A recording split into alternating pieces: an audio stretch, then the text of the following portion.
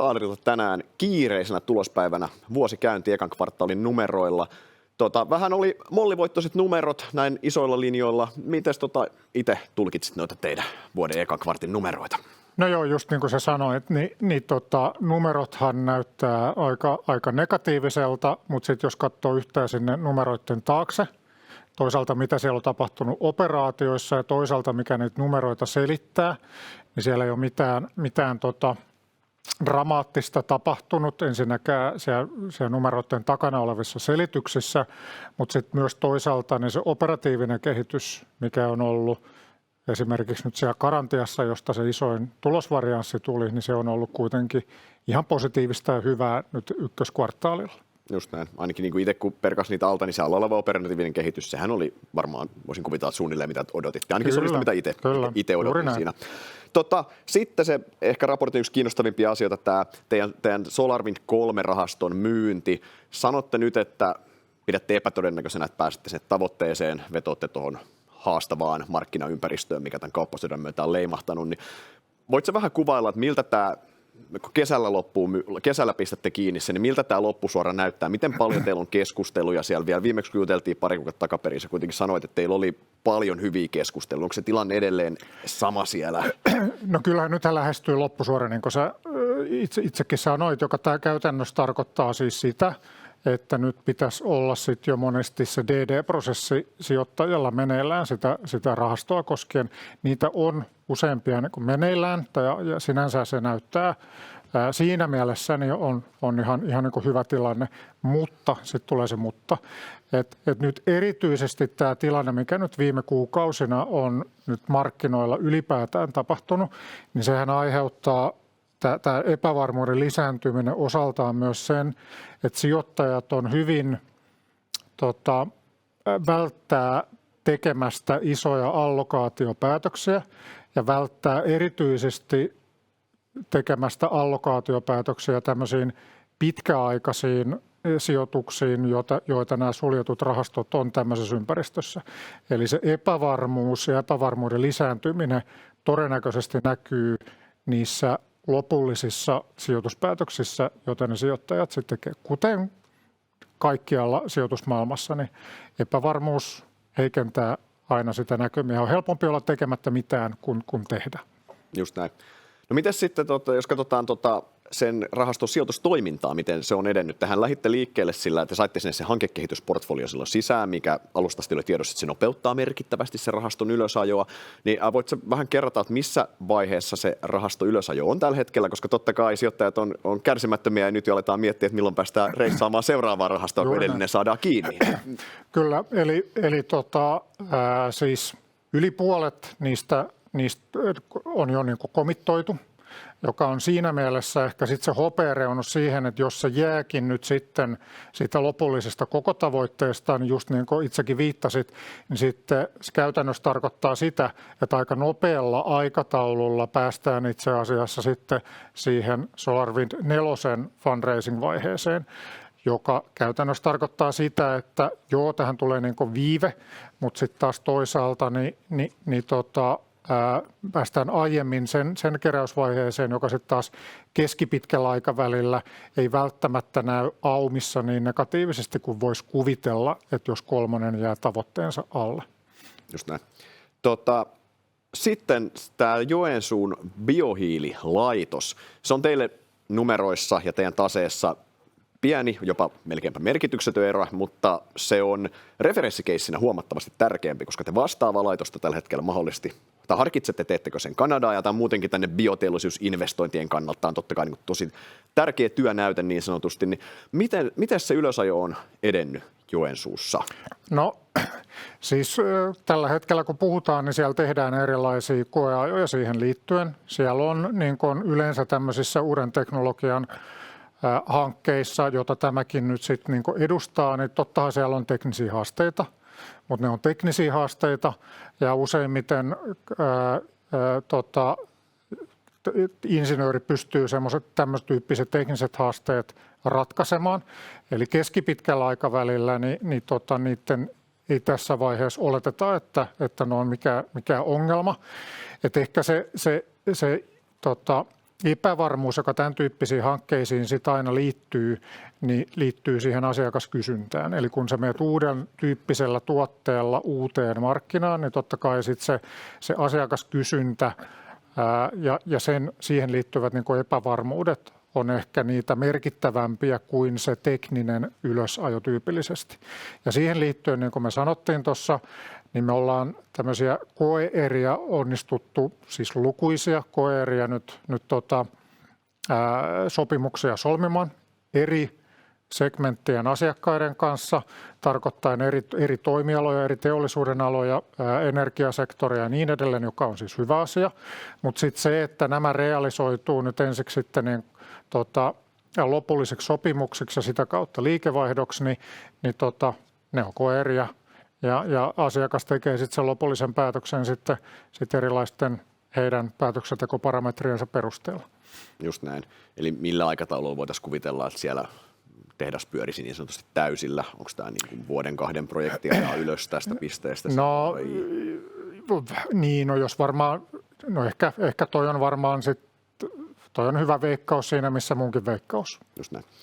Sitten raportin yllättävän asia itsellä oli se, että te harkitsette uuden kiinteistörahaston perustamista. Taaleri on toki historiassa ollut opportunistinen toimija, mutta tähän kiinteistömarkkinaan niin toi on kyllä hyvinkin opportunista, se lähtee reissaamaan uutta rahastoa. Niin mikä antaa sulle tai teidän tiimille sen luottamuksen, että te olette se toimija, joka pystyy tässä markkinassa niin kuin reissaamaan erittäin kuivasta kiinteistömarkkinasta pääomia? No sä oot ihan oikein siinä. Tietysti meillä on niin kuin, isolta osin uusi tiimi, joka on tietysti innokas kehittämään uusia tuotteita ja hakee markkinalta uusia mahdollisuuksia. Mutta just niin kuin sä sanoit, että kyllähän markkina on tällä hetkellä vaikea ja se tulee oikeastaan niin kuin montaa kautta. Yksi elementti on se, että aika monella meidän rahastoihin sijoittajalla se kiinteistöallokaatio on aika isolla painolla tällä hetkellä, kun transaktiomarkkina ei ole toiminut eikä ole tullut niitä exittejä. Toisaalta sitten myöskin tämä alternatiivien paino on aika isolla painolla aika monilla sijoittajilla, joka tekee koko tämän alternatiivikategorian niin kuin transaktioista ja fundraisingista tällä hetkellä niin haastavaa. Mutta se tausta siinä on tietysti se, että markkinallahan tietysti olisi nyt mahdollisuuksia tämän tyyppisessä tilanteessa. Et nyt se on sitten enemmän, totta kai me tehdään market soundingia ja tarkastellaan, että löytyykö tälle niin kuin tässä hetkessä ja markkinassa niin kuin kysyntää ja aika näyttää, just niin kuin itse sanoit ja noihin perusteihin, mitä tuossa sanoin, niin markkina on vaikea, mutta mahdollisuuksia sitten taas siellä sijoituspuolella olisi. Joo, siis siitä ei varmaan kahta epäilystä, että siellä ei ole erinomaisia mahdollisuuksia tarjolla. Mitäs sitten, puhutaan pääoman allokaatiosta. Tuossa oli markkinaturbulensseja, teidänkin osaketta lyötiin aika kovaa tuolla markkinalla ja osaketta hinnoiteltiin jossain vaiheessa alle tasearvolla muun muassa. Niin kysytään näin, että onko teillä omien osakkeiden ostot työkalupakissa ja jos on, niin oletteko harkinneet niiden käyttämistä hyödyntäen sitä osana sitä niin koko pääoman allokointipolitiikkaa? No historiassa Taalerihan on tehnyt lähivuosina omien osakkeiden ostojaan. Nyt viime aikoina siitä ei ole keskusteltu, johtuen osittain myös siitä, että kun me tehdään nyt sitä strategiapäivitystä, niin totta kai me niin tarkastellaan siinä myös sitten, mikä on nyt sitten se osakkeenomistajan kannalta paras mahdollinen pääoman allokointitapa ja miten se tehdään. Eli työkalupakissa se on, mutta siitä ei ole nyt aktiivisesti keskusteltu keskellä tätä strategiakeskustelua ja päivitysprosessia. Just näin. Operatiivinen kehittäminen on paljon kiinnostavampaa siinä mielessä. Palataan strategiaan kohta, mutta hypätään vielä pari vuotta taaksepäin Aktia-yhteistyöhön. Te silloin varainhoidon teitte tämmöisen strategisen yhteistyön ja osana siinä niin te saitte kaupassa Aktian osakkeita noin 10 miljoonalla ja teistä silloin ainakin puhuttiin, että tämä on strateginen omistus ja strateginen kumppanuus. Nyt te sitten myitte loput osakkeet VG tuossa alkuvuoden aikana, niin onko tämä strateginen kumppanuus muuttunut enemmän tämmöiseksi jakeluyhteistyöksi nyt vai mitä tästä pitäisi ajatella? Onko tässä joku symboliarvo tässä myynnillä? Sillä ei varmaan ole mitään symboliarvoa, että se osakkeiden myynnillä ei ole oikeastaan mitään tekemistä se oli meille sitten kuitenkin, mehän muutettiin sitten poiskin sieltä, eli se oli meille finanssisijoitus ja sillä ei ole mitään tekemistä sitten sen kumppanuuden kanssa. Meillä on edelleen tällä hetkellä hyvä kumppanuus Aktian kanssa ja he hoitaa meidän rahastojen jakelua, kuten niin kuin tähänkin asti, että siinä ei ole tapahtunut mitään muutosta nyt niin kuin näiden osakkeiden myynnin niin kuin kautta, että ne on toisistaan irralliset asiat. Yes.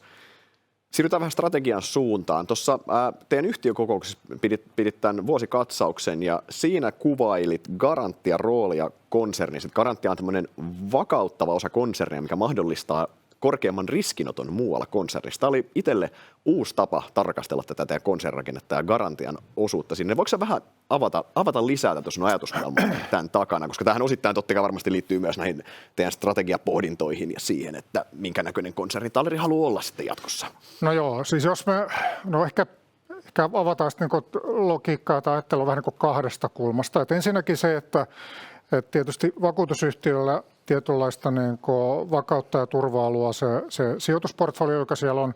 Garantian sijoitusportfolio itsessään jo, jos katsotaan niin kuin, kaikkia vakuutusyhtiöitä, on sieltä konservatiivisemmasta päästä, että se on hyvin velkainstrumenttivoittoinen ja hyvin vähän, suhteellisen vähän verrattuna moneen muuhun, niin allokaatiota on niin kuin osakeriskiin, joka jo sinällään niin kuin Garantiassa toimii tietynlaisena niin kuin puskurina ja mahdollistaa sitten niin kuin sen kasvun. Ja tietysti tämä heijastuu myös niin kuin muuhun konserniin. Eli kun heillä on niin kuin tavallaan konservatiivinen allokaatio sijoitusportfoliossa, ja tietysti se mahdollistaa sitten erilaista riskinottoa muualla konsernissa.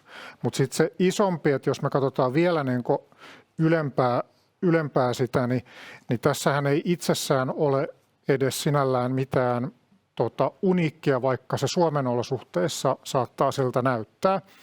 Eli jos me katsotaan maailmalla, niin maailmalla itse asiassa monet, mutta on pääomasijoittajia, no niitä on monia, jotka ovat itse asiassa menneet vakuutusliiketoimintaan tai muihin vakaan kassavirran liiketoimintoihin sen takia, että keskipitkällä aikavälillä ja näiden suhdanteiden, kun tiedetään, että fundraising-markkina heilahtelee syklien mukana, niin tämä on vähän niin kuin vastasyklinen elementti, tämmöinen korkopainotteinen sijoitusportfolio siihen tavallaan fundraising- ja equity-riskiin, joka siellä muualla sit konsernissa on. Niin se on se tavallaan se kahta kautta se näkökulma, miksi se toimii itse asiassa aika hyvin semmoisena tasapainottavana elementtinä ja vastasyklisenä elementtinä sitten siihen osakeriskiin, joka sitten tietyllä tavalla implisiittisesti on sitten siihen pääomasijoitustoimintaan ja suoriin sijoituksiin rakennettu sisällä. Just näin. No sitten strategiasta. Totta kai tässä sijoittajat ottaa kovasti teidän strategiapäivitystä. Sä tuossa toimarikatsauksessa jonkin verran avasitkin sitä jo. Mun on pakko luntata papereista. Sä printtasit siihen katsauksen näin, että uudistettua segmenttiraportointia mukaille liiketoimintamme rakentuu pääomarahastojen sijoitusta ja Garantian ympärille. Tulemme kirkastamaan näiden asemaa strategiassamme. Onko oikein tulkita, että tämä pöydällä ei ole isompia järjestelyjä, vaan että keskitytään näiden nykyisten osien strategian terävöittämiseen näiden ympärillä? No kyllä se varmaan niin tällä aikavälillä niin varmaan ihan oikean suuntainen tulkinta on, mutta sitten tulee taas se muttalause. Eli kuten historiassa aina Taalerin tapauksessa me tiedetään, että Taaleri on kuoriutunut monta kertaa tässä vuosikymmenten varrella uudenlaisena ja erilaisena, niin mitään tämän tyyppistä ei sinällään ole niin kuin vaihtoehtoja suljettu pois, mutta kuten tuossa aiemminkin sanoin, niin totta kai me katsotaan aina sitä parasta mahdollista arvonluontistrategiaa osakkeenomistajille ja pyritään sitä optimoimaan. Ja sitten siihen, kun yhdistetään sitten tämä markkinoiden niin kuin epävarmuus, transaktiomarkkinoiden tahmeus tällä hetkellä ja erilaisten niin kuin, omaisuusluokkien suhteellisen alhaiset niin kuin arvostustasot tällä hetkellä markkinalla, niin kuten aiemmin sanoin jo nimitystiedotteessani, niin me tullaan aktiivisemmin varmasti katsomaan kuin lähimenneisyydessä niin enemmänkin sitä, että minkä tyyppisiä niin kuin, tavallaan yritysjärjestelymahdollisuuksia tässä niin kuin meidän markkinassa voisi löytyä nyt sitten tulevaisuudessa. Siihenhän teidän tase antaisi hyvin pelivaraa nykyisellään. Mehän ollaan nettoveloton ja kassa ja likviditeetti on niin kuin hyvä. Just näin. Jäädään jännityksellä odottamaan, mitä se strategiatyö tuo lopulta syksyllä sitten tullessa. Kiitos haastattelusta, ei muuta kuin tsemppiä tähän markkinamyllerrykseen. Kiitoksia.